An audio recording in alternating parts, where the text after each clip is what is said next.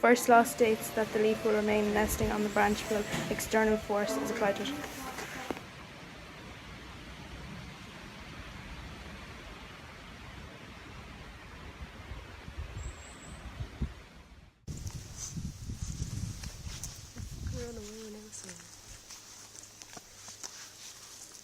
Hello, hedgehog. I'm going to drop my phone.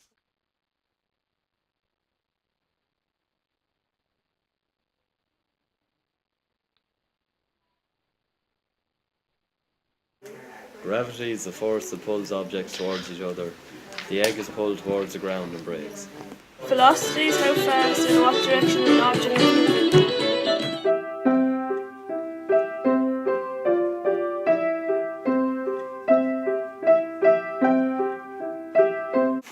When two balls collide, the kinetic energy is conserved before and after.